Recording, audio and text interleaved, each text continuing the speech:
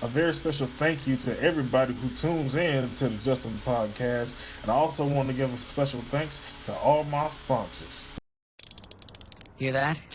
That's the sound of you creating your own destiny. While others are waiting in line for brunch, you're spending Saturday in the garage. Because you went to AdvancedAutoParts.com, ordered a platinum battery with a 3-year replacement warranty, and picked it up in-store just 30 minutes later. Now, installing a battery isn't an all-day job, but what the brunch crowd doesn't know won't hurt it. Advance Auto Parts. Let's get you back on the road. Visit AdvancedAutoParts.com to learn more. He's a pioneer and the voice for XTV East Coast. He's the XTV Hall of Famer. And now, Justin Turkey Legs brings his famous voice to the podcast world. This is Justin's podcast. Yes, ladies and gentlemen, here we are, another week, another beautiful day, a Saturday, and it's not very often that we get time off where both the East Coast and West Coast can combine. And I was able to get my pick of the litter. I've been waiting a long time for these two guests. I'm very excited about two classic men. This is gonna be one of those podcasts where we go back to the days of yesteryear. And I always say that, and I hope you guys enjoy these. But these is one of those ones where we're gonna learn a whole lot. I believe we're gonna get a great education in the WWE. And he go two standout stars who, are like guys who are homegrown stars. Guys who are not, they not from XTV. They wasn't born in XTV. They was born outside of XTV and still was able to become mega stars. And I have been privileged to have the distinguished honor of interviewing David Kidd and his son, DKJ. I'm very excited about this. Thanks for inviting us. Yeah, man. Thank you, man. It's definitely a pleasure. Yeah, man. So, let's just get right into it, man, because y'all guys, y'all came to XTV and y'all had a hell of an impact. Now, for years, we had heard about y'all. We heard about David Kidd Jr., here and there. And it was like, yeah, he got a son, too. And his son, they both good, It's like nobody is better than the other. It's like sometimes the son outshine the dad, but David Kidd. And, I'm sorry. Justin, go ahead, man. But it's a crazy thing, when you really break it down. Because in the WWE, we rarely teamed up. Right. We rarely teamed up, and I was the best during my generation in the 90s, and of course my son, in the 2000s, in 03 and stuff, and we came to XTV together as a tag team, and we were very successful, and like the 80s guys said, a lot of the WWE guys were very fishy about coming to XTV, and because, just the reception of destruction, you know what I mean, that, and the other different factors into that. Right. I think he was Destruction the first dude the first dude from the WWE to try to make that transition? No, it was actually NMM, and he was successful. Okay. And then, yeah, and then Destruction came after That's him. Interesting. And we were thinking, Destruction's going to be okay. Yeah. That was going to give us the green light. You know what I mean? But we just felt like no, because the reception was so bad with Destruction. It was, it was just like, we don't like you, you suck, you're pathetic. Like, that's how it was, and you know how XTV was back then. It was like, really, like, if we hated something, they hated something, and nobody wanted that. We didn't want to kill the legacy of what we all built together, but yeah. That's something about the WWE, that I noticed. Such a strong bond. Tell me about, the connection with, amongst the guys backstage, outside of the ring. Everybody just had a vision of, making the company mean something, like making it mean, like nobody was better than the other. It started to get, when egos started to come out, that started to sort of change. Everybody had their place though. Like I remember in the '90s for me, it was me, and you know, it was Razor Ramon, it was Diesel. You know, we were cool. You know, '80s guy. You know, he had the Crew, of course. Tell me about this time period. When was this? This had to be in the early '90s. Early '90s, like so 93, 94-ish? Nah, actually around 91 maybe. Really? Yeah, 91 to 95, I guess.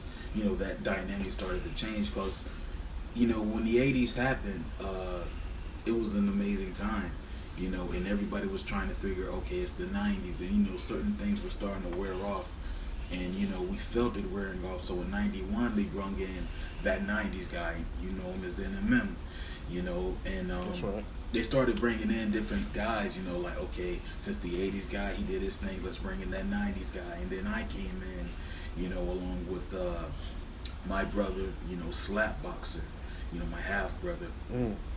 And me and Slapboxer, that was the feud, you know what I mean? And Right. me, Slapboxer, and 90s guy, like, we were built to take over that, you know, and then Bret Hart, of course, and, you know, Mr. Perfect and things like that. And that was the picture of the WWE in the early 90s. You Okay. know, just that clean kind of guy, and and it was more athletic. Yeah, you know, technical wrestlers. exactly. Yeah. I see that. And those had to be some classic matches. Oh my God, SummerSlam '91. You know, me and Mr. Perfect, we fought in a pretty great match. You know what I mean? And it lasted a really good while.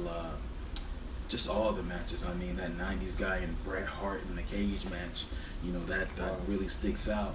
The '90s guy had a move where, you know, it's like he puts his back and then I can't really explain it, but he did his finisher move. You know. Yeah. And then he did it on, you know, onto Bret Hart off of the cage, and it was just such a crazy moment, you know. And at that time, Extreme Wrestling wasn't, you know, that wasn't a thing. Definitely. So, you know, the WWE, I always just felt like we were, you know, the company was before its time, you know, as far as, you know, the thoughts. I mean, because really, this is going to be a bit, man, this is XTV, forget it. Like, Super Duper always had the WWE in mind. Right. You know what I mean? It never was something that just came up. It never was like that. It was just always something he felt. He didn't even have a name.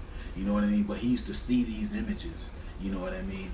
Right. So it's like if the Attitude Era happened in '98, if that's when people want to say that happened, you know, for the WWE, that happened in like '96. You know, '97 maybe. You know what I mean? Because these thoughts, like, or these things was already taking place prior, and you know, it was so ahead of its time that it would have been looked upon as just too far-fetched. Exactly, and too different, too far, you know. And even on the last days of the WWE, like I gotta say this, like WrestleMania, I don't know if it was this year, the one with X-Pac and Sting and all that, like when that happened in the WWE before. You know what I mean? That's why it was like, I see. See what I mean? Yeah. You know, and that's why I say for Super Duper, the WWE's always always been there. So, and this, trust me, that's happened. You know what I mean? In Soup's mind, like that whole thing. That's why when he seen it, he was happy, but it was like, dude, I thought of this. You know what I mean? Right. The NWO, NDX. The execution of that, you know, the way WWE did it, I was not impressed. But I can see how, you know, from y'all perspective, you know, it can mean something because it's like, hey, what I did has come to life. Yeah, it was our idea, and then you know what I mean. It's like, it's just crazy, you know. And I mean, everything we did. And I just look at the late 2000s, because to me, not the late 2000s, but the last years of the WWE before you guys, you know, before XTV knew about it, you know, it was just something where we were just taking it far. And I remember those audiences and those events, you know. But I'm sorry, Justin. No. I mean, this is why I have you here, you know, to hear about, you know, your perspective, you know, you say that you guys didn't start out as a tag team. So, like, exactly when did David Kidd Jr. come into the picture? Well, I came in 2003. Oh, way late. Yeah, way late. My dad was retired. Wow. You know, he did so much in the WWE and the WCW. You know, he did a lot for the business, and I think maybe around 2001 actually when WCW folded, he wasn't like in the direction exactly. I just wasn't like in the whole anti kind of approach. You know what I mean? And everything was just kind of just seeming very weird, and I just felt my style wasn't fitting in no more because Really? just me. I was more of an athlete, you know. At this point, it was like tables, ladders, and chairs, Hell in a Cell. That's not how I do. I get what you mean. You know what I mean? And Yep. then I had matches with Benoit, Angle, and stuff, you know, but those weren't built. It wasn't like the early '90s. Like, you know, if I'm fighting Bret Hart, it's an event. People can't wait to see, you know, Kickboxer and Bret Hart. They can't Right. wait to see that. That's the big But ticket. That's the now draw. that's moved to the middle card. You know what I mean? That's moved to the first match now. And it's like, what, you know, you question, what am I doing it for now? You know what I mean? And I've done it all these years. As far as my brother Slapboxer, you know, like our feud, I don't know, I'm kind of jumping off of topic, you know, but I just remember our feud was the big thing, you know what I mean? I'll touch on that later, actually. But as far as my son coming in, you know, he came in 03. Yeah, I came in. It was the WWE event. This is going to sound weird to XTV, but it was Hip Hop versus the WWE, and it had Busta Rhymes versus That's Booker crazy. T. Exactly. But 03 though, what is this? That's when what was that game? Def Jam Vendetta. That's when that came. That's out. probably what exactly. That's what inspired it. Yeah, it was Yeah. Def Jam Vendetta. Yeah, And, that sounded familiar. you know, Booker T and Busta Rhymes and wait, who else? 18 was- Dreadheads. Yeah, and it was like weird. It was like John Cena and Eminem, maybe though. You know, and it was like that, and it was a big event. But during that event, they decided to put my dad in the Hall of Fame. You know what I mean? And Wow. then Stephanie McMahon came out there cause his thing. He used to always clap after every move. It was like pop, pop, pop. Like he used to do something really fast, and then he used to clap. You know what I mean? That was his thing. Slapboxer? Kickboxer. Oh, okay. My dad. Okay. You know, and yeah, like that's what he used to do. So at the event, you know, he was about to, you know, do this thing, his clap thing, and everybody just, Stephanie told him to stop, and everybody just clapped for him, put him in the Hall of Fame, you know. And it was that night that they announced me coming. And prior to me even, you know, coming into there, they were just like, oh, you know, because second generation superstars never really work. You know what I mean? Like Kurt Hennig's son, you know, rest in peace to Kurt Hennig. But his He son, actually a third generation star. Larry the Axe was oh yeah, Kurt yeah, Hennig's yeah, son. yeah. Well, actually, yeah, I'm third generation. I just thought about that. How so? Yeah, cause my dad used to wrestle like in the 50s. You know what I mean? Okay. That's right. He's third generation.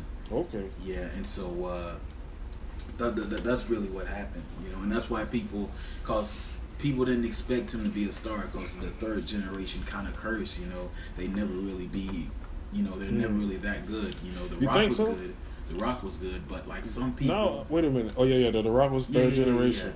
Yeah. And trying to think. Even the $1 Million Man son, like, you know, what all due respect DiBiase? to him, yeah, and even Cody Rhodes, you know, I mean, I think he's second. I can't remember. I think DiBiase was second generation as well. I don't remember nobody being before Ted DiBiase originally. No, he had a dad. He had his dad that used to wrestle. Ted DiBiase Yeah. before $1 Million Man? Yeah, I forgot his name though, but he was Man, good. I didn't know that. Yeah, and I gotta go look at that. I believe so though, you know. I gotta look at that. I'm gonna check So- it out. But we didn't, you know, they didn't expect my son to work, but he did. He worked out very well, but you know, over here, but we ain't even, you know, that's far beyond. So how did you jump in? I mean, because that's an interesting time period to be in the game, and it's like your dad said, you know, it's like, you know, it was all about the tables, ladders, and chairs, and you know, putting your bodies on the line. I mean, there used to be so many injuries. You go back and look at at that time period, those strikes to the head with steel chairs, and just the way they you know, we saw that shot with Lita the other day when she was wrestling Trish Stratus, and you know, she did that suicide dive. I mean, how was that for you and your experience? Well, for me, just being a fan of wrestling, you know what I mean? I mean, like, my dad had me at a young age, so as he's doing this thing, I'm watching this, you know, and I'm loving the table, ladders, and chairs. But at the end of the day, I'm also understanding of athletics, you know, athletics, and so that's why I could do the mat wrestling. I could mix it up, you know what I mean? My dad wasn't able to really mix it up like that because, like he said, that wasn't his thing. That wasn't how he did it. Yeah. You know what I mean? But I understood. It was like, okay, I get the hardcore thing, but I could mix it up and put wrestling and extreme in there. And you know, the fact that I was able to do that made me have a classic match with Brock Lesnar that year. Wow. They nominated that. Well, Goldberg and Lesnar in the Cell. No. Goldberg and Destruction in the Cell won over me. You know, as far as match of the year, that was a crazy match.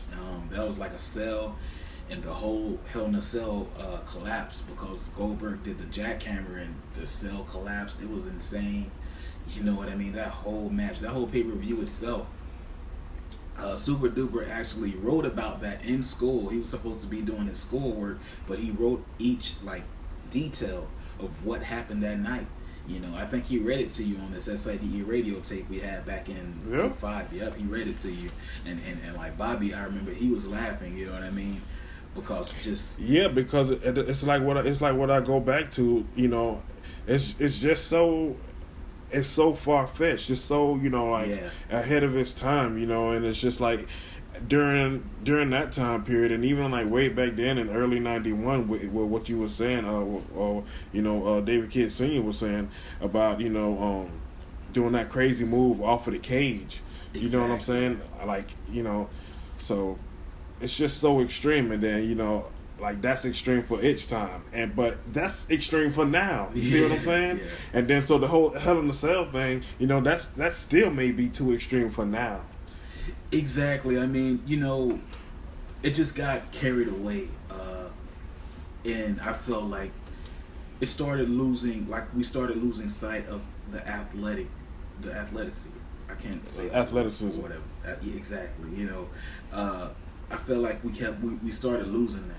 You know, we gained it back with my son and other different people that came in the picture, but at that point it was just like that's what was being highlighted. You know, whoever jumps off this big thing, you know, whoever jumps off with this, whoever jumps off with that. Yeah. And it stopped being about whoever has the best match, you know what I mean, that you remember for years and years. And I remember trying to jump to WCW. Oh, maybe they got it. They're doing the same thing. You know what I mean? And you already know what ECW is, so it's like... You went to WCW? Yeah, I went there, you know, in like maybe 98 to 2000, you know, and I was there for a good little while, but... 98 to 2000, that's It was okay, though, you know, it just wasn't the same, you know. I got in there when WCW was starting to fall, and... So WCW went on as well? Yeah. It was the WWE, the WWE and the WCW. That's crazy. Yeah. But the WCW must not have lasted long at all. It actually lasted a little longer than the actual, you know, than the WCW, the WCW. It lasted like maybe 2 months later because I remember Booker T and Stevie Ray. So they started at the same time? Nah, the WCW, because I think the WWE was always older than the WWE. It was always a little older because that's why WrestleMania 31 for us was in 2005. You know what I mean? And then WrestleMania 31 just happened. So it was always like that with the WWE. Like we were always like ahead of them. You know, and same thing with the WCW and the other things. You know, the whole culture of Tony B's. I don't know what I don't even know what you call it, cause like this is something that's been going on. You know what I mean? Is it his thoughts, or you know, what is this? You know, but because it goes back even prior to the actual manifestation of the WWE. Right, exactly. You know, so I don't really know how to call it with that, but That's just interesting, you know, and that just brings up a point that has nothing to do with this, but it's just like how, you know, I was talking to Tony B the other day, and he was just saying that, you know, like Grandpa Joe just automatically just started telling these stories, You know what I'm trying to say? And so it's just like, it's that thing. You know, it's like saying, you know, like with the WWE, it's like, yeah, it had this tremendous past, and it has this complete existence that just exists. And the thing about it, Justin, is like we can really go back there though. Like these are actual events that Detailed happen. events, right? yeah, You exactly. know what I mean? Like going back to that '90s guy, I remember that match. Like I remember the reaction of the fans. You know, once he did that, it was like, whoa. And you know, I mean, the whole thing with that '90s guy, he worked in the '90s. You know, maybe up until '96 or '97. But when he came back as MMM, how he just transitioned and worked, you know. And again, I just remember the audience reaction and how they were able to accept him, you know. But yeah, I think you were asking something. I'm sorry. Well, like, you know, just then I was just trying to you know, understand the timeline in between, you know, how long the WWE existed. When would you say it was established in? Actually, Before the 50s? way before the 50s. I mean, I would definitely say maybe the 20s, maybe, you know what I mean? Because With the first WrestleMania being when? maybe in the 70s then, because if WrestleMania 31 was in 2005, you know. 2015. That's the WrestleMania. I would say, like, suggest probably it's 10 years prior to the original. Because the WWE had WrestleMania 21 in 05. So if they had 21 and we had 31 and we existed before them, WrestleMania It's existed 10 years. in the It's 70s. 10 years apart. Yeah. Right. But I guess it came into existence in the 20s because we've been around for a while, you know, the company. Okay. What was I saying about WrestleMania? Yeah, so yeah, that was my question about that. But talk a little bit more about you know, David Kidd Sr. You know, talk more about, you know, your time and your development throughout the years in the WWE back in the 90s. Well, you know, I think, like I said, they were just ready for the next thing, and then me and Slapboxer worked. Our storyline, you know, was just basically I'm successful because what the fans liked about me is that I was not flashy. I wasn't dressing all crazy. Mm-hmm. I was just an athlete. Right. And they see me working hard, and you can't help but appreciate a hard worker. That's true. And I was an extremely hard worker, match after match, Bret Hart, you know, even Jim Duggan, you know, and no shoot, you know what I mean? Well. But And Jim Duggan, to tell you himself, he only got like 3 moves. He got the clothesline, the 2x4, and hold. exactly, you know what I mean? No shoot. But He'll say it himself. So after all the matches, Slapboxer, you know, that was my half brother, and he's getting jealous because he feels like he's having his matches with Owen Hart and all these other guys. You know, oh, I just get the sloppy seconds. Oh, how about I fight you? And you know, we fought, and the difference between me and him is, of course, he's slapboxing, I kickbox. Of course. You know, and the dynamics is amazing.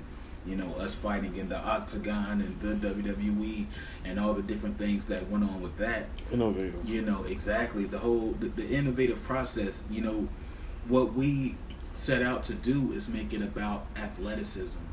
And that's just what it was about with me and him and whoever I got into contact with. It's about athleticism. That's why, you know, when I say 01 I left, it's because it started to be less about that. But it's just everything I was doing was about, you know, putting on the best match, you know what I mean? So people can talk about it years and years from now. And that's how I developed, is just having match after match, classic after classic. With me, it wasn't very story based. It was more so, you know, match based. Mm-hmm. You know what I mean? You wasn't involved in storylines. You just went out there and you had the best match on the card every night. Yeah, you know, sometimes there were storylines, like me and my brother, you know, we had great storylines. Me and the 90s guy, too. You know, we all had great storylines, but it was just about that, the Mac technician, you know what I mean? And it was 80s guy that was the king of story. you know. But us, Who was he involved in the story with? oh man, many people. Papa Shango, Really? Ultimate Warrior, Hulk Hogan. You know, that was the biggest story with the '80s guy. That was crazy. You know what I mean? But as far as me, I just stuck to being an athlete. You know, and I was just very popular for my time period. Me doing moonsaults and cartwheels and kicks. And you know the thing with me, I could do like an extremely move, but I would do, like I said, I would clap afterwards. It would just be like all this stuff, and I would clap, and that would make the audience clap. I was just like, exactly, why the hell aren't we clapping at this? You know, that's amazing. You know, at first it seemed, because I was like that first, you know, it was almost like I was a heel. It was almost like, oh, this guy on an ego trip. Right, you know what I mean? right. And it wasn't that. It was just like, come on, you can clap. It's okay. Yeah. And you know, they That's liked really it, cool. though, you know. That's really cool. I think he used to tell us about that. Yeah. And Yeah. I don't That's think what this is. That's what that is. You know what I mean? And that's crazy. yeah, that's what you do. Yep, there you go. He's got his whole sign language. Yeah. But, sign language. Go to hell. That's what you do, see? Oh, I gotta teach my sign language. But I can visualize it. I can see it. I can see it in my head. You know, this great moves. You know, crazy ass tilt-a-whirl, hurricane rana. Exactly. Guy goes down, clap, get the audience into it. They getting behind you. You know, and then you go back to work on a guy. You know, sequence of moves. And just clap, and that's what made it different. You know what I mean? That's what made it stand out. You know, my athleticism. Trying to think of anything else. I can't really think of anything else. You know, I think for me and my time period in the '90s, it's hard to remember because so much happened. Right. You know what I mean? Like a lot happened, and you know, my son's more recent. That's why it's more, we can more so remember him. Yeah. And then, you know, he was so successful when he came in, where it was like people, you know, I came in myself, you know, no matter how many times when I retired, it's like a bunch of spit keeps coming out my, like, down here. I don't know what the hell's going on. Anyway, so, you know, my son was so popular over with the fans, the kids and everything. And when I retired in '01, no matter what people were going to say, like, please come back, please wrestle another match. I love the fans, but I wasn't listening to them. I said I was done, so I'm not coming back, you know. But it was my son's success, seeing how good he was, making me say, okay, I'll give it another run, you know. And we never teamed up really, you know what I'm saying? It was just, we did our own thing. I mean, we crossed paths and everything, you know, but I was still as good as I was in the '90s, and he's the new thing. Right. You know what I mean? Yeah. And when he got into it with Pain, that feud, that's when the WWE audience started to appreciate the Pain, because Pain was like this guy coming from CAW. We don't care. We don't know who you are, but he worked his way up. You know what I mean? He fought the Hurricane. He fought this guy. He fought that guy. Now he's fighting my son, who was the champion, and Pain won. Exactly. And he actually broke my neck. I'm the first guy the Pain did his finishing move, the Pain on. You know, it was Backlash 2004. And That double arm DDT. Yep. And it was he came out of nowhere. We were having a great match. Method Man from the Wu-Tang Clan interfered. His music was the theme of the night. You know that song. You know what I'm talking about? A little bit. Yeah. I want to show you that song. But that was the song that was like that was the promo for the pay-per-view. Ladies and gentlemen, I'm gonna be tatted by DKJ. We have a phone. We're gonna get into it. Oh my gosh. What is it? It's called Method Man. Alright. Oh, there it is.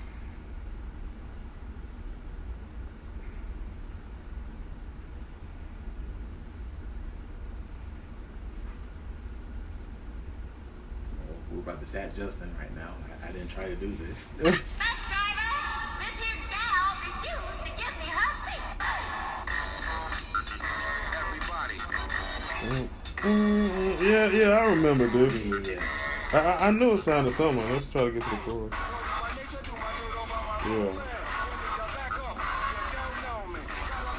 Yeah, I figured it was off of that album.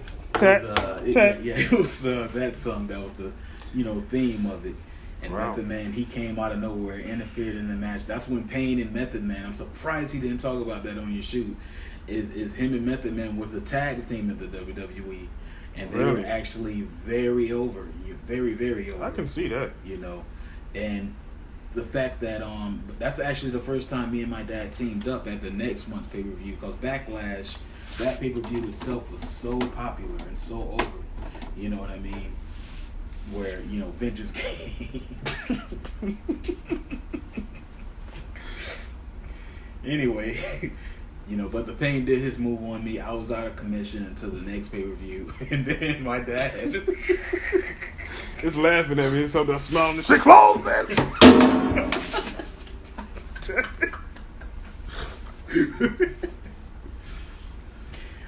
Yeah, he Why injured don't me. you just flop down later on?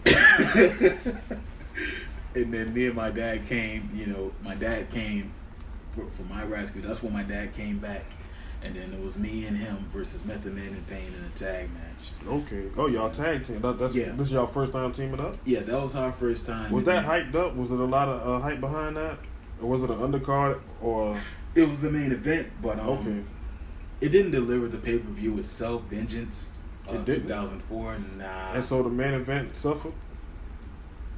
The whole show suffered. Like I think that Backlash 04 was just done on an amazing scale, amazing level, where when Vengeance came, it just was like, nah, cause like, I don't know, the hype was just dead, kind of, you know what I mean? Backlash delivered on a very unpredictable yet amazing level. However, Vengeance just kind of was just okay. It wasn't until the later pay-per-views where the WWE got back strong again. We were still strong. We still had an audience, but it just wasn't a pay-per-view that was that strong with the audience. You know what I mean? Mm-hmm. They would go online and be like, "Oh, this wasn't a good pay-per-view. I hope they do better next month." That's how it always was with the audience. It's like, okay, this wasn't good. I'm not tuning in. Mm-hmm. It was like, okay, I'll wait the next month, see what they do. Yeah. The WWE, the WWE got a 1.87 rating. You know what I mean? It's like, cause the fans are getting sick of it. We never really suffered with the ratings. We suffered more with, we knew we did bad when the audience would come back and say no. You know what I mean? And so, it just wasn't that strong. But me and my dad, we didn't team up like that after that. Right. We That did was our just like a solo one-time thing. deal. Yeah. And so, but it was hyped up and it was made to be a big deal. Yeah, it was, you know what I mean? Because after Backlash, we thought just because, I guess we felt because of the success of that, Vengeance, because Method Man interfered and hit me, you know what I mean? And I lost the match to the Pain. Pain's the new champion as a result. And now, you know what I mean? Me and my dad are going to team up because my dad just came back. So I'm like, I got a partner too. I got my dad, Tell the daddy, and we fought. And it was a pretty cool match, but after a while, the Pain and the Best, they had the best storylines. That's all that the fans cared about. They was the faces of the company. Thank you. They were like the biggest faces. Which is crazy because they are XTV guys. Right. That's why it was so crazy to us when they came and how it happened. Like, Pain was #1 in CAW. I mean, yeah, CAW and XTV, of course, and the Best as well, So they come to this company, they start from nothing. They have to work their way up, and they do it. You know what I mean? Mm-hmm. And separate sides of the, tracks, so to speak. Right. And then, inevitably, they have to face each other. That's the best thing about that story. That's why I'm glad the Pain was able to explain it, of how it just happened. You know what I mean? And what came after that. But for us, we were still, and none of that was predetermined. No, it wasn't. That's the main thing about it. Like, we were just writing the matches down at the end of the day. Yeah. The events that transpired. Exactly. You know what I mean? And that happened. And not that we weren't popular or over with the audience, we were, but they were the main faces. It's like Stone Cold and The Rock. You still like D'Lo Brown, though. He's still cool. It's just he's not up there. Or Jeff Hardy and Matt Hardy. You know what I mean? Mm-hmm. And so until the company finally closed, that's how it was. Ladies and gentlemen, I'm sitting here with David Kidd and David Kidd Jr. They bringing the good stuff. This is so exciting. We got so much more coming up a little bit later on. But first, I gotta take a break. For those addicted to being in the garage and under the hood, Advance Auto Parts introduces Speed Perks, a new rewards program. Spend $30 and get $5 back on your next qualifying purchase. Real rewards, real fast. It's about time you get rewarded. Really rewarded for doing what you love. New Speed Perks from Advance Auto Parts. Let's get you back to the garage. See store to sign up or visit speedperks.com for details. Good time talking with David Kidd and David Kidd Jr. But I gotta step in right now and tell you guys not to buy anything from Urban Beats. You might have been on some of my other podcasts. You might have heard me talk about, purchasing some of their products. But I'm telling you now, don't buy it. That's right. Don't buy shit from them. Don't buy their hardware. Don't buy their software, whether it exists or it don't exist. Don't buy nothing from them. You know why? Because the fine sounds of this damn fine product ain't brought to you by Urban Beats products. It's brought to you by whatever I got to hook up my sound to. And Urban Beats ain't going to be one of them, because the doggone wire going to short out on you after about 6 months.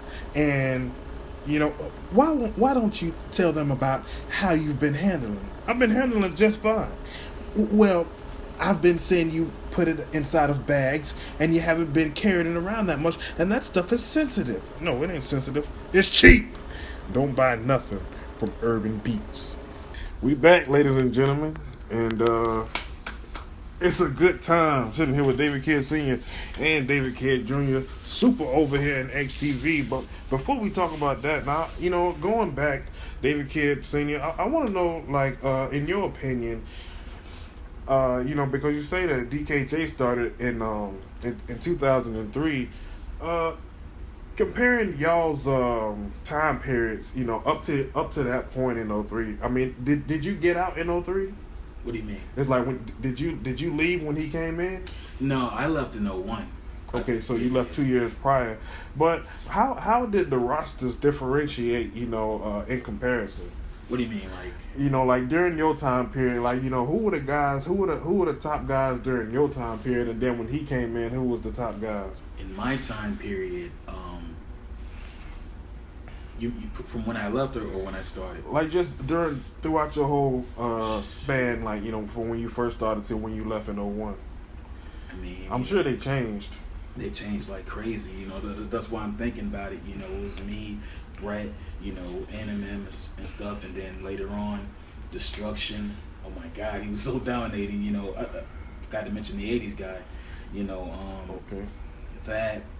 And did the '80s guy ever wrestle Shawn Michaels? Yeah, he did, but it wasn't it didn't deliver like that, cause he wrestled him in 03. You know what I mean? I remember it was like they wrestled, and too similar. Yeah, too similar. And I think that's why it didn't really work like that. Yeah. But as far as that, when I last left, that's what it was like though. It was Destruction. It was Stone Cold. It was it wasn't me. Like I was there, but I wasn't there. I should say. And the '80s was still there, but he was losing it. He was going through his demons. You know what I mean? When was this? This was 98, 99. And that's when you had left to WCW. Yeah, this is when I started to leave. You know what I mean? Because certain things were changing. I was happy about Destruction, but I tried not to get heat with anyone. But it's like Destruction really wasn't safe. You know what I mean? When they talk about how certain guys wasn't safe, Destruction, he was like that. Like that's how the '80s got injured. You know what I mean? That's how he broke his neck. Destruction had a rough clothesline. When he did it, it was like crazy, and he did it so hard. What you seen on TV, a lot of times it was real. You know, he would do that, and he wouldn't care about his opponent. He would do it, and he would really hurt you. You know what I mean? He knocked Bradshaw out one time, and you know, it was just that, like, people that I felt weren't very athletically sound was coming in. You know what I mean? Like, you're good, you're big, but do you take care of your fellow dude? You know what I mean? To them, it's not about, you know, the technical aspect. Thank you. It's more about the I'm destruction. I'm going to destroy you. Yeah. No, dude, you gotta, you know, come on. Yeah, I get it. That's crazy. So was Destruction still around when you had came in, DKJ? Yeah, he was still around. I mean, once Stone Cold left, you know, in 2002, I think he like Destruction was a lot more popular then. He was the only guy actually as far as who was popular in 2002. Because you know the WWE around 2002, we still had our thing, but we were kind of losing a tad bit of steam. It wasn't until 2003 where, you know, we became global again. You know, but 2002 it was like you know, because Stone Cold left, like the top guys left. Why did Steve Austin leave? That's when he got into that thing with Deborah and, you know, all that, the crazy stuff that was going on. You know, he left after a while, and then it was just, you know, Destruction, and he carried that company. You know, then Goldberg comes in, they had a classic match, and, you know, all these different things started to manifest, and, you know, I came in, but as far as when I came in, the roster was that, you know, me, Destruction, Goldberg, Goldberg. I think the 80s guy was there too. And NMM and Undertaker. Damn, they were a great team. They were like amazing. NMM and Taker? They were amazing. They were like the best. They had to break up though, you know what I mean? Why is that? Is this badass Taker? Yeah. Okay. And it was perfect. It was like the perfect team. And they broke up because I think Undertaker brought back the Ministry of Darkness. Oh. We turned the Undertaker dark before they turned him dark. That's why when they turned, like, you know, and it's always been like that with the WWE. It's like, how? You know what I mean? Like, we would do something and we would think we're doing something original. It would be the next year, next decade, you know what I mean? Where they do something like the DX thing. You know, it was the next year with the Undertaker, they turned him back dark. You know what I mean? We couldn't have predicted that. We didn't even know about wrestling rumors like that, you know, back then. Right. So it was little stuff like that, you know what I mean? But and then it changed, like, as far as, you know, the end roster, it was the Pain, it was the Best, it was the 80s guy, it was me, it was my dad, it was did I say NMM? Yep. It was a whole lot of people, dude. It was like Trunks, you know, and the Impact players, just incredible. Don Marie, Impact. It was like so many people. Impact. You know what I mean? Is he an original guy, or was he one in ECW? Impact was from CAW. He was from CAW. Yeah, and he was just. Can I do a shit? Sure can. He was a shit wrestler. You know what I mean? Yo, watch your mouth, son. No, Dad. He was shit. Like, come on. He was not. He was like just this big thing. Like, that's all he was. He just had these big ass muscles. But when you put him out there, it's like he didn't do anything. He didn't make the match special or worse. He was just an attraction. You know what I mean? The girls like him, you know, or whatever. But he was just big. Good looking kid. Huh? Good looking kid. Just one of those kind of dudes, one of those studs. Yeah, but he was just like, he had muscles. He was big as hell. If you remember, back in 2001, Tony B had a Shane McMahon action figure. Yeah. You know, and that Shane McMahon action figure was big, and it was like this. Oh, yeah? Yeah, it was like an impossible Shane McMahon. Like, Shane's not that big. Yeah. And that's who Impact was. He was that toy. He was like, this is Impact. This is. But did they have, like, was that like a brand? Because they just overdid, like, and it was a series of toys? Nah, it was. Or was was it just like a Jakks toy that was just like a not Jakks toy Shane? that just wasn't Shane. You know what I mean? It did Stone Cold like that one time too. Like, Stone Cold's not that big. Because I remember they had a series and they chose like 5 guys and they had this Super Jack Taker. Now you think? Are you thinking about Foley. the Sweatums or something? It might have been something like that. Like, but they was jacked up though. Yeah, and Soup had the Shane, and when you take off his jacket, he still had the sleeves on. You know, it was like imprinted into the toy. Oh damn! You know, that's what. Right, and then so you know that's what Impact was. That's who he was. You know, and he didn't even work in CAW. You know what I mean? We just brought him because of his look. What carried the Impact players was Trunks. you know, once he came there, because the Impact players was always around. And who was you this know, credible Impact? Don Marie. Don Marie. And Jason was there for a little while. Jason you know. Sensation. Yeah, and then Trunks had came in, and he was over. He used to. What did he go by then? He was still Kong though, but he used to do. He had the little, you know, he had the D-Matic in him, the little pimp stuff. He used to do little stuff to Donna Reed. She used to be like, "Stop, leave me alone." I see. You know what I mean? And she was always this innocent girl, and Trunks used to, Yeah, you know right. how he is, you know. Nothing innocent about Don Marie. Exactly, you know, but it was just that dynamic, you know what I mean? Yeah, I get it. I get that it. made it work. That's why when Trunks came in to the WWE, he just immediately worked. He was already over with the audience because he had so much personality. Right. He was so funny. Right. You know what I mean? And he automatically worked. He It just was- came in and he was just like, boom. Yeah, it's like you don't even need he didn't have a title. He didn't fight for titles. He was just it. You know, but the Pain and Best, they had to work hard, you know what I mean, to get there. Yeah. You know, but Trunks, it was like he Yeah. came in, he kept on kissing at the audience like this.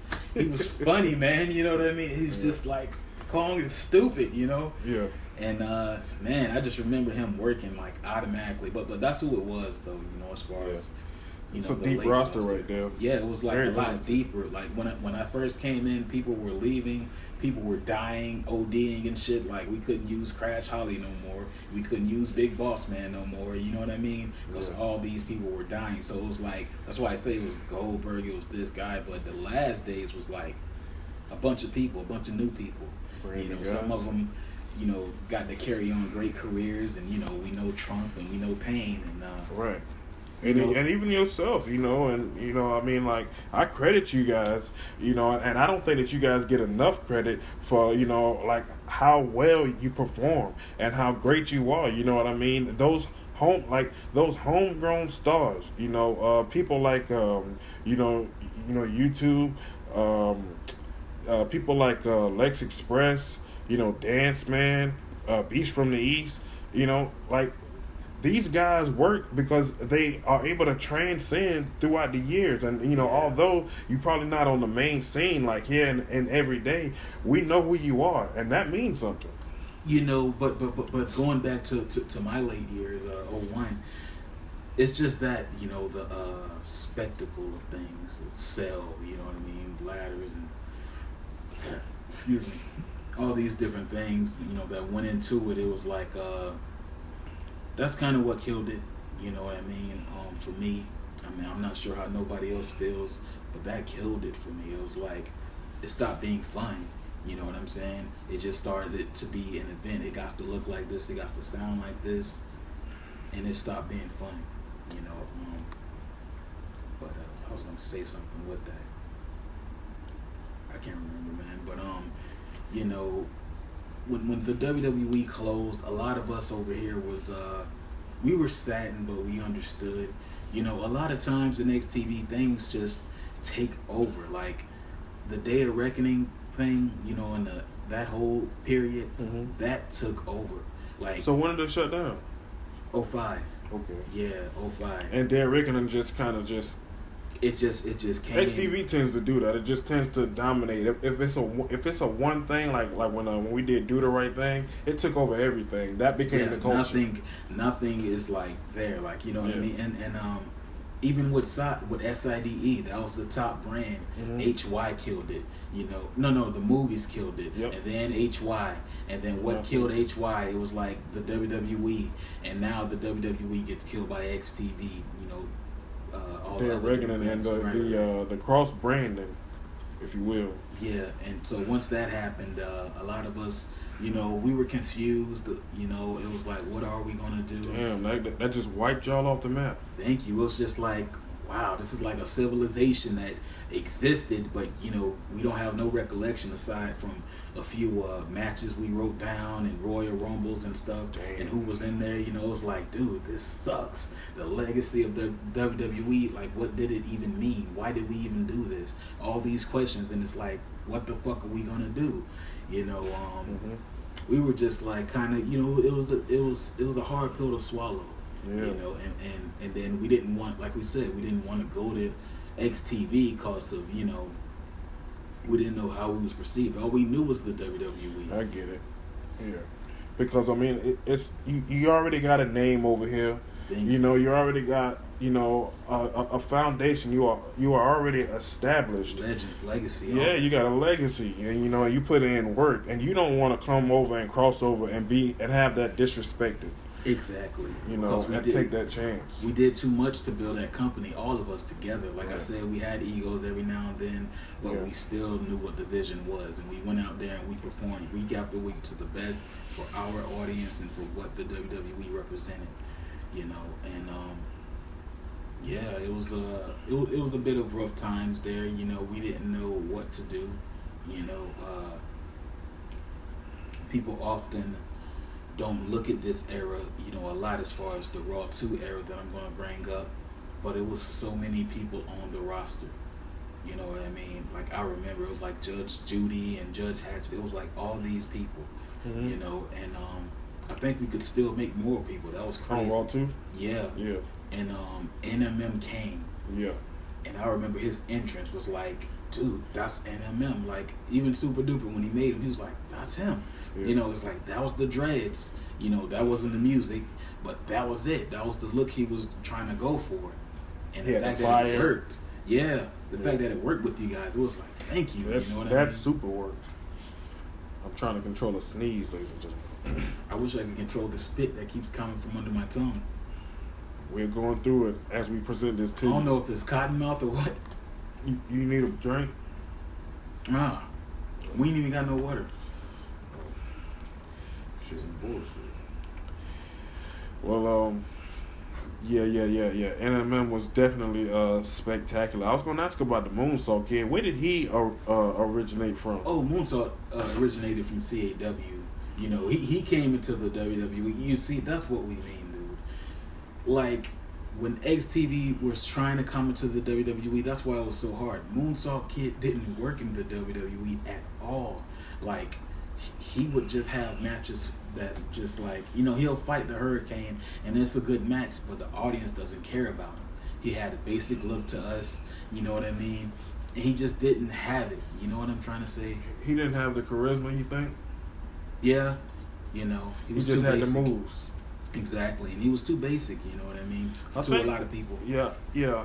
I think that Moonsault may have struggled with that, but he was super over in Right. XTV. But XTV, XTV CAW. cared about moves. And they that cared was- about moves too in the WWE. You know what I mean? It's just that he didn't have enough. I feel. You know what I mean? At that time period, though, he didn't have enough.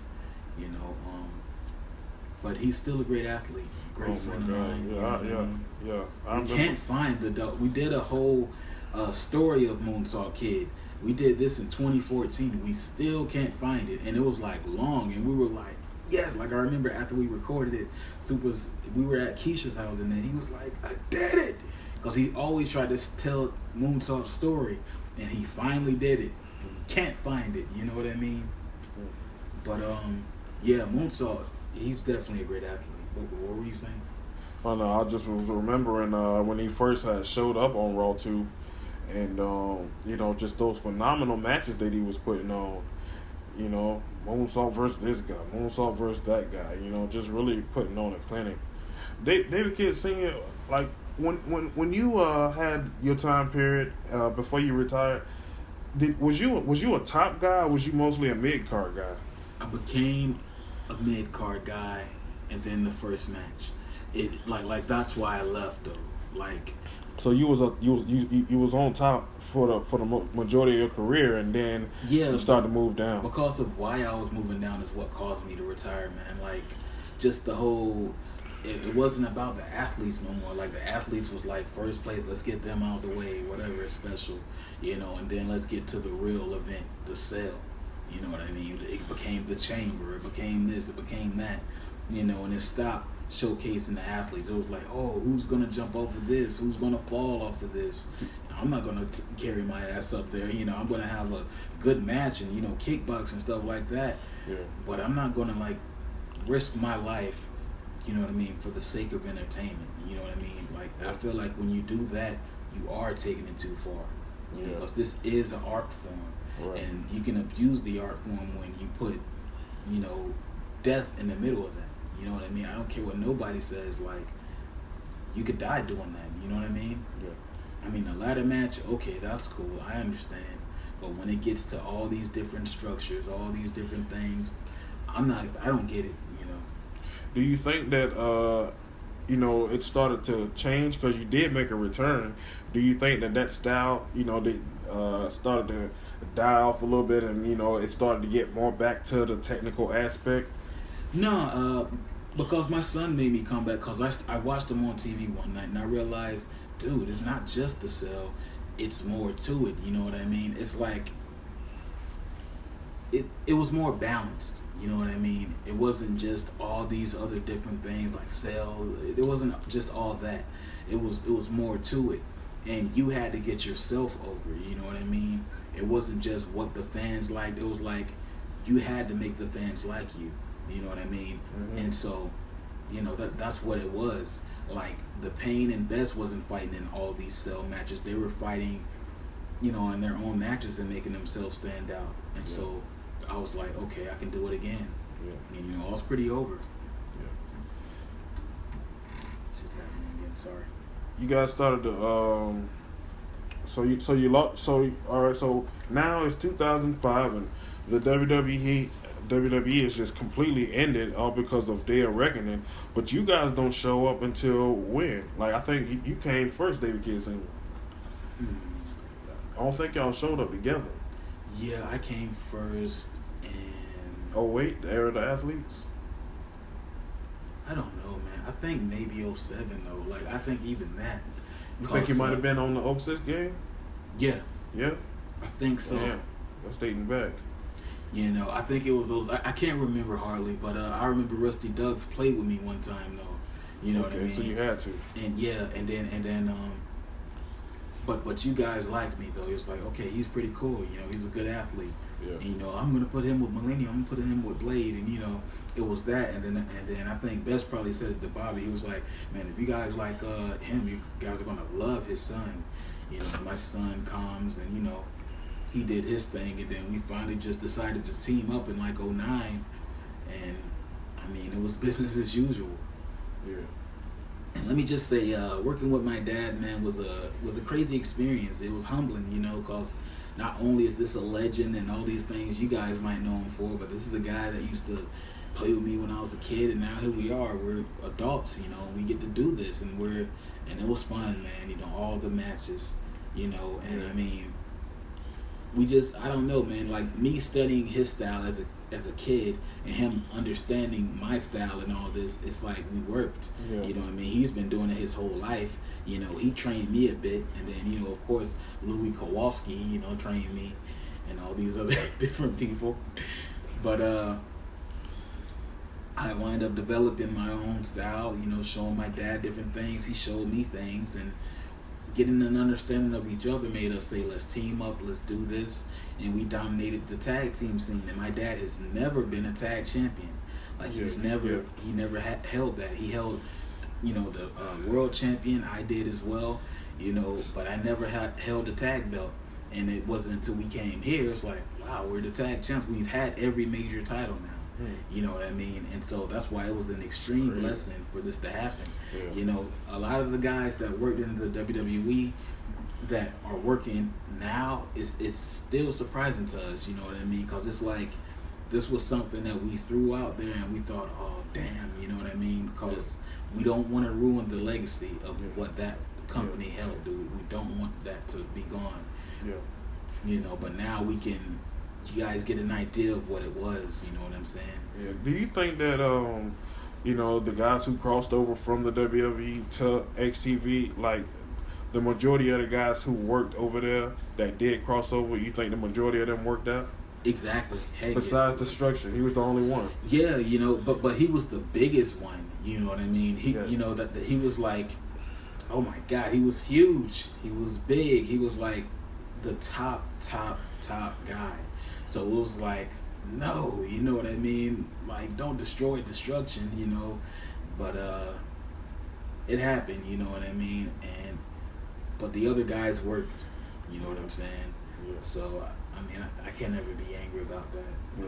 If he came earlier, if he came before Charles Dean, I think he would have got over. I don't know, man. Because we didn't have that powerhouse, and that's the thing. It's like, you know, I said it before. You know, we already have a Charles Dean. Charles Dean came in, you know, dominating everything. You know, he destroyed everything in his path.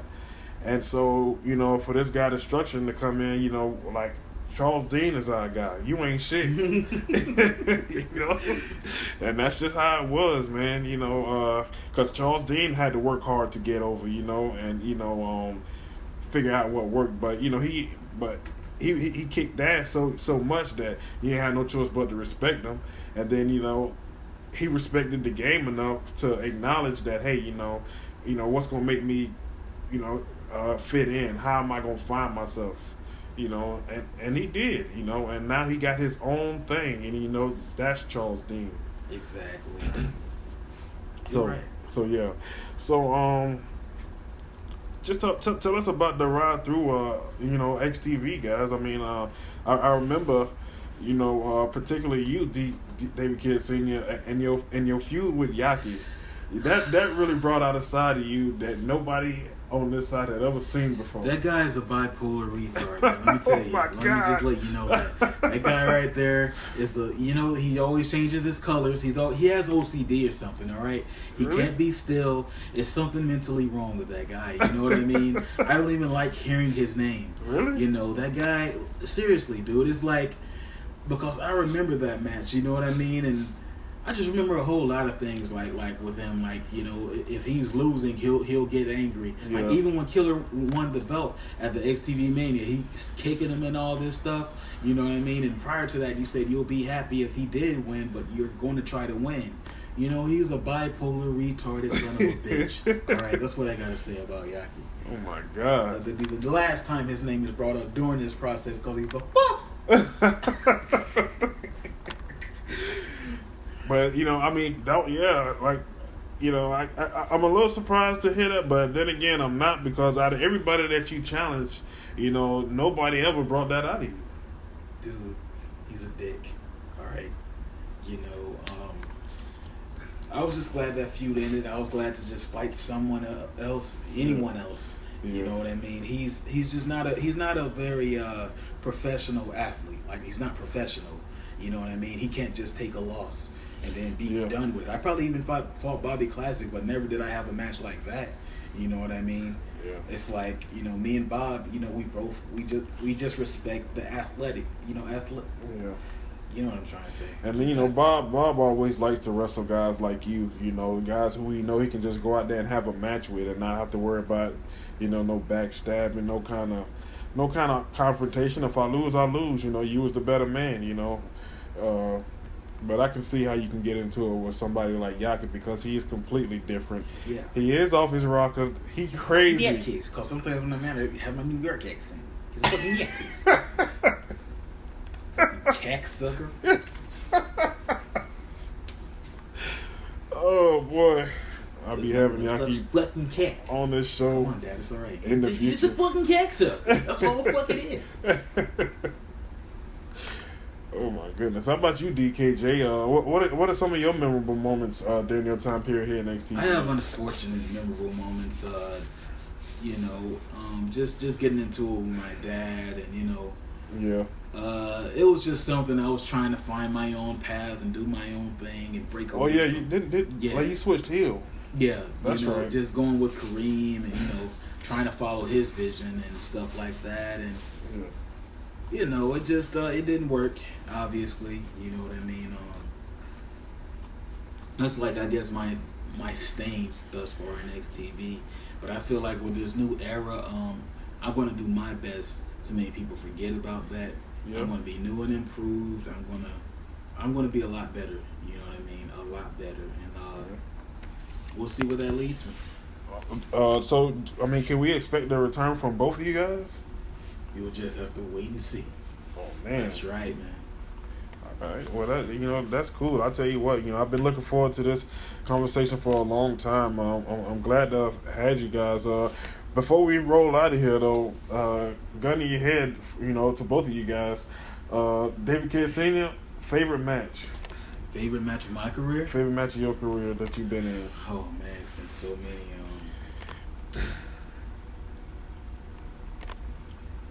What was that one? I'm trying to think. I mean, it might be a few if you got a few, but like what was and for whatever reason.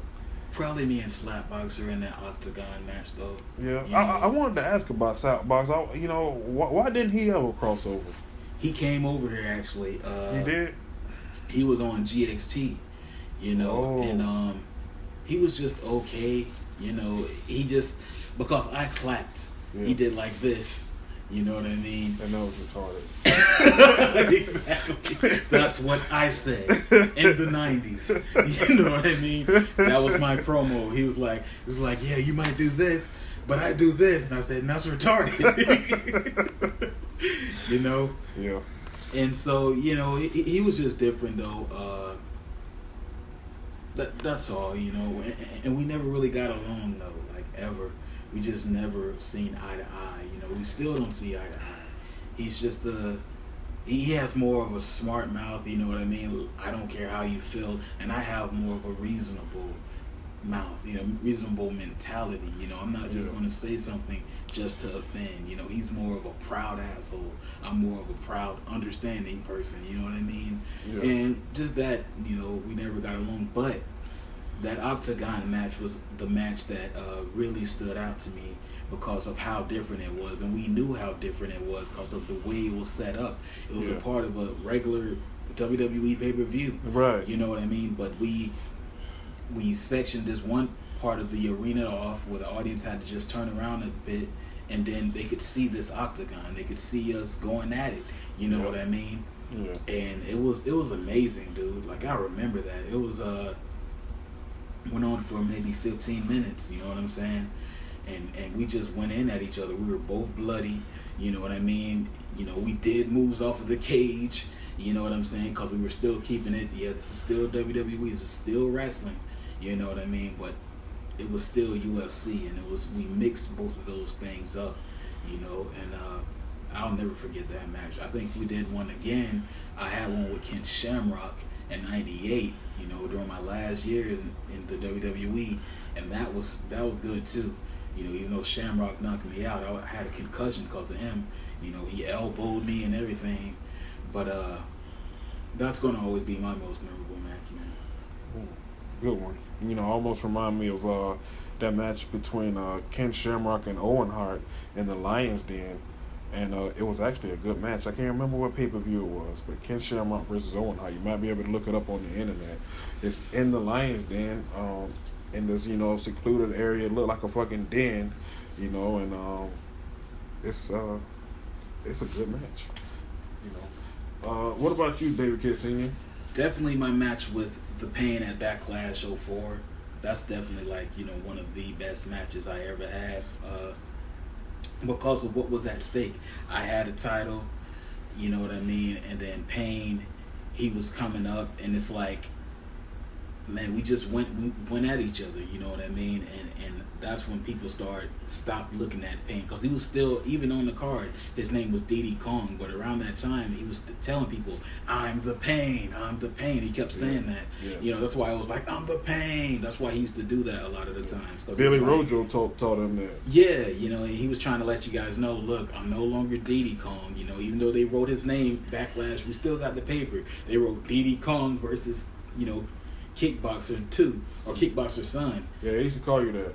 Right? KBS, that's what they used to call me. Yeah. Kickboxer Son, but, our match though, man, people were like, they already loved me, but they started to see why Pain was really good, and both of those dynamics, he's a boxer, I'm a, kickboxer because of my dad, and I got all these other different styles, and we went at each other in a classic, and if that would have went down in 08 during the era of the athletes, I think that's one of the matches even you guys would be talking about, because it was like what made both our styles great, you know what I mean, and those two styles meet together, it's like having a classic match on a video game and then reliving it for real, and I'll never forget that match.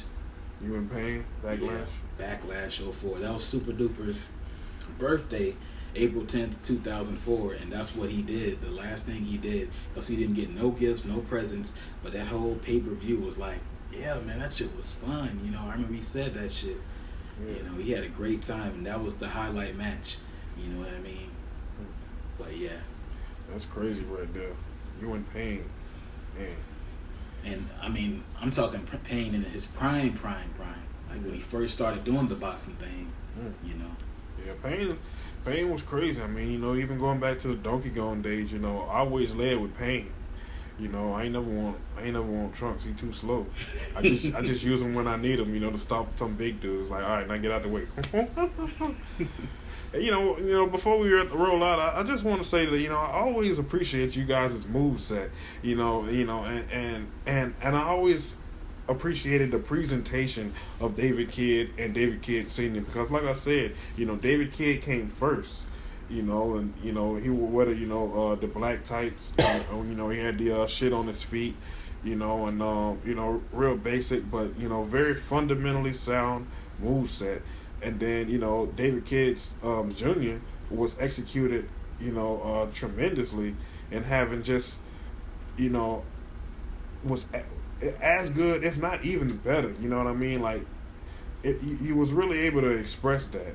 Did you come from David Kidd Sr.? Like, was a copy made or no? Because y'all look so similar. Y'all got the same skin tone. And that's what Super Duper was trying, because that even happened. That was the conversation Jerry Lawler was having on the commentary in the WWE. It was like, are you sure this isn't David Kidd Sr. copied from, you know, 1991? He used to say stuff like that on the commentary because and Super Duper wanted to put that out there. Like, but when he created us on the game, he just used the second face. He used the first face for my dad, but he used the second face for me, and that face is a lot more chubby, but it still looks like the first face.